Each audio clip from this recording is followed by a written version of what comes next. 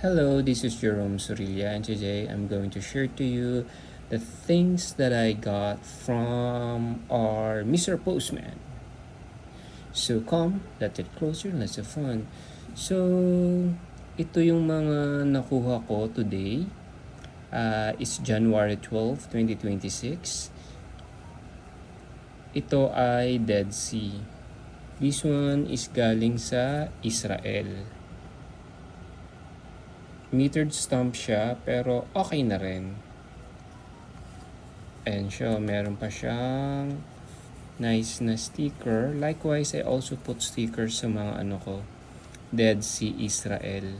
Tapos, meron pa siyang camel, meron pa siyang like this, and this one. Nice, right? Ito yung first na postcard from Israel. Next, this is from Red China or People's Republic of China. Ito kasi pampaswerte to eh. Food dog. Ang ganda, no? At maganda rin ang kanyang mga stamps. I like them. Yeah, greetings from China. Meron pa siyang QR code.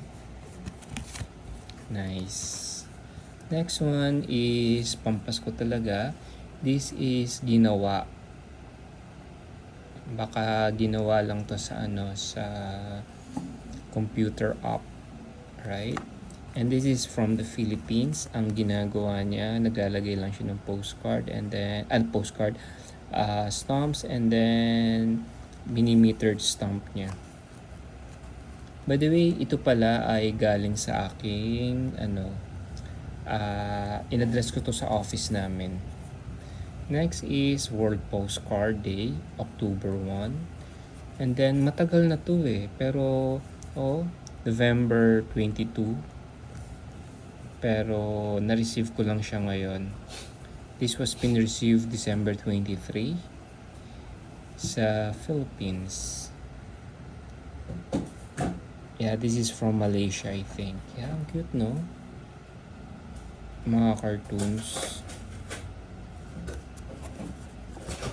Napili ko to kasi it reminds me yun sa Japanese. Nice, right? Ito medyo upset ako kasi pa lang siya, parang pinrint lang. Akala ko totoo tong mga nakalagay dito na I thought it's a maxi card, hindi pala. This one is from the US. May mga pa siya, kwento-kwento na sinasabi, pero it's okay. Maganda tong na to, yung Amanda. There you go, wala pa akong stamp ng ganito, USA na owl. Next one, this is real cute kasi nakalagay siya sa plastic. This is from China or Taiwan, Republic of China, Taiwan. Ang cute eh, dinagay niya ng dito niya lahat pinalagay sa gilid yung mga sticker. Tapos may pa ng Taiwan dito. I like. Meron siyang Chinese character ng Philippines. I also like the stamp, if you can see. Then tangerine. This one is medyo matagal na ata to. This is from France, I think. France. It's sent last October 26. Nice. Another train.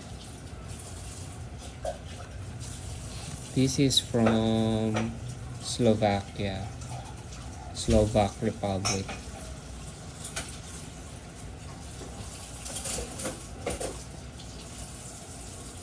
Slovak-Hungarian border. Right? Very nice. Next is this one.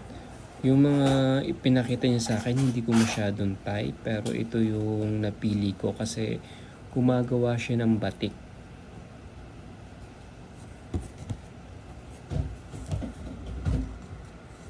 Yung mga stamps niya is wonderful. World Tourism Day 2012. 2012, probably old stamp to. Yeah. Hindi niya linagay yung pangalan niya. Johor. Right. Nice. Gusto ko yung mga gantong ano, yung parang people at work like that. This one naman is a lighthouse. Yung postcard niya makapal. And I like it.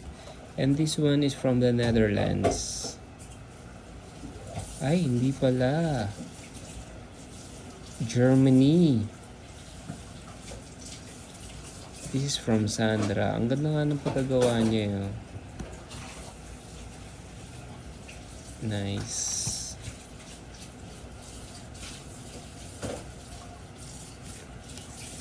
Ito hindi ko expected na ganito siya kaliit.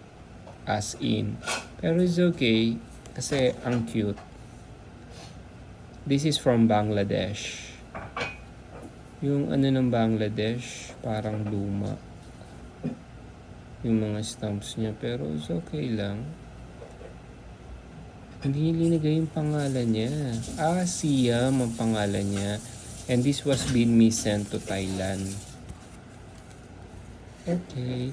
And this one, ang haba. I think this is from Australia.